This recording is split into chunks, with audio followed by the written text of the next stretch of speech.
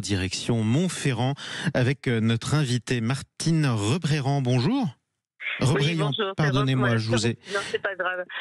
Martine Rebréand, oui. En fait, oui, nous avons commencé hier la fête médiévale et Ouais. ça se passe très très bien. Ben oui, On a eu beaucoup de public déjà hier.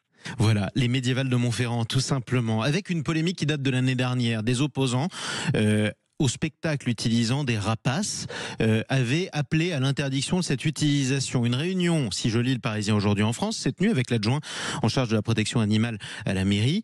Une réunion au terme de laquelle la mairie, en tout cas l'adjoint, avait annoncé l'interdiction des spectacles avec rapaces pour 2025, c'est-à-dire l'édition de cette année. Est-ce que c'est vrai ou est-ce que c'est faux? Y a-t-il des rapaces cette année?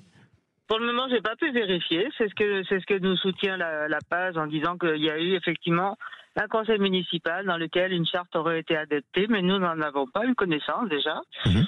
Et en plus, comme cette année, nous n'avions pas prévu de prendre des rapaces parce que ce sont des animaux dressés et donc les dresseurs demandent des coûts assez importants parce qu'ils ont des coûts assez importants, donc ils demandent des remboursements assez importants.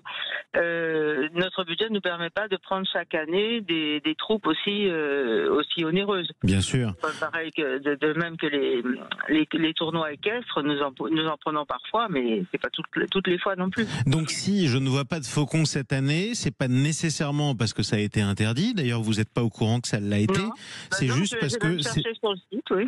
Voilà. J'ai rien trouvé. Qu'est-ce que vous répondez à cette association Paris Animaux Zoopolis, PAZ, qui l'an dernier avait appelé à l'interdiction de ces spectacles en expliquant que c'était cruel de recourir à des faucons pour un spectacle dans la mesure où tout ça reposait sur le rationnement de leur nourriture. Oui, effectivement, on leur fait faire quelque chose et ensuite on leur donne à manger. Non, en fait, c'est un faux problème par rapport à ces animaux-là. Je connais pas tous les animaux qui sont en captivité, mais ceux-ci, en fait, sont nés en captivité, sont dressés tout jeunes pour cette activité-là. On leur apprend à voler et j'ai su que récemment, même à Vulcania, il y avait eu des vols de rapaces. Donc c'est encore tout à fait dans l'actualité, on pourrait dire. Mais c'est pas cruel, on pourrait pas dire ça. Maintenant qu'ils s'acharnent à défendre les animaux, c'est très bien. Mais il y a beaucoup de choses à faire dans ce domaine. Mais là, dans cette catégorie-là, moi, à mon avis, c'est complètement surfait. Voilà. Ouais. Mais écoutez, en tout cas, vous aurez pu le dire. À défaut de spectacle avec les rapaces, qu'est-ce que je peux voir au Médiéval de Montferrand ce week-end? Eh bien, ce week-end, là, vous avez manqué un très très bon concert parce que c'était hier soir avec les compagnons du Gras Jambon, beaucoup de public et beaucoup d'ambiance. Ouais. Mais bon, toute la journée aujourd'hui, il y a des artisans de très bonne qualité. On nous a dit que cette année c'était assez bien.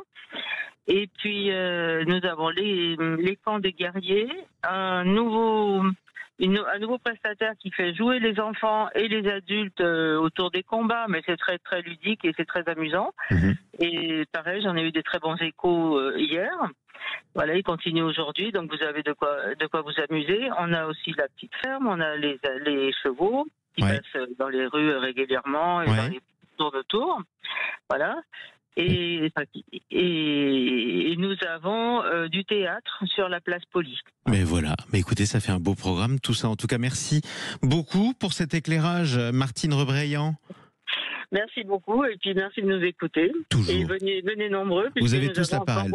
Beaucoup à faire. Ben voilà, exactement. Filet à Montferrand. Montferrand d'ailleurs, qui jouera les barrages. C'était la fin, la dernière journée de la saison régulière de Top 14 hier. Et la SM qui a gagné contre Montpellier 23-10, qui termine 6e au classement.